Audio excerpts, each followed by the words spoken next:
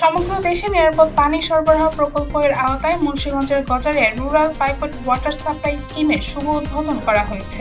এ প্রকল্পের মাধ্যমে উপজেলার বিভিন্ন এলাকার মানুষের জন্য নিরাপদ ও বিশুদ্ধ পানি সরবরাহ নিশ্চিত করার উদ্যোগ নেওয়া হয়েছে। রবিবার 23 আগস্ট গজারিয়ায় পুরাতন উপজেলা পরিষদ চত্বর সংলগ্ন এলাকায় আয়োজিত অনুষ্ঠানে প্রকল্পটির উদ্বোধন করা হয়। গজারিয়া উপজেলা নির্বাহী কর্মকর্তা উম্মে হাফসা নাদিয়ার সভাপতিত্বে অনুষ্ঠানের প্রধান অতিথি ছিলেন মুন্সিগঞ্জ 3 আসনের সংসদ সদস্য কামরুজ্জামান রতন। বিশেষ অতিথি ছিলেন জনস্বাস্থ্য প্রকৌশলী অধিদপ্তর মুন্সিগঞ্জ জেলার নির্বাহী প্রকৌশলী মোহাম্মদ হুমায়ুন কবির।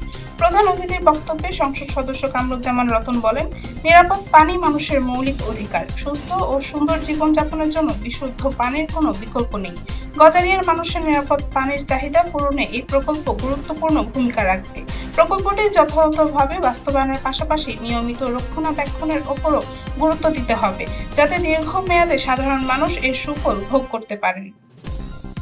তিনি আরো বলেন, নিরাপদ পানি সরবরাহ নিশ্চিত করা গেলে পানিবাহিত রোগের ঝুঁকি কমার পাশাপাশি মানুষের জীবনযাত্রার মান উন্নত হবে।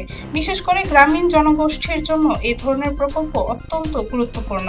সংশ্লিষ্টরা জানান, সমগ্র দেশে নিরাপদ পানি সরবরাহ প্রকল্প এর আওতায় বাস্তবায়িত রুরাল পাইপড ওয়াটার সাপ্লাই স্কিমের মাধ্যমে গজারিয়ার বিভিন্ন এলাকায় নিরাপদ ও বিশুদ্ধ পানি সরবরাহ করা হবে। এতে স্থানীয় বাসিন্দাদের দীর্ঘদিনের নিরাপদ পানির সংকট অনেকটাই দূর হবে বলে আশা করা হচ্ছে। অনুষ্ঠানে আরো উপস্থিত ছিলেন গজারিয়া থানার ভারপ্রাপ্ত কর্মকর্তা নিকাব আকরাম, গজারিয়া উপজেলার বিএনপির আহ্বায়ক সৈয়দ সিদ্দিকুল্লাহ ফরিদ, মুন্সিগঞ্জ জেলা বিএনপি সদস্য আহসান উল্লাহ, মাসুম ফারুক ও ইসহাক আলী।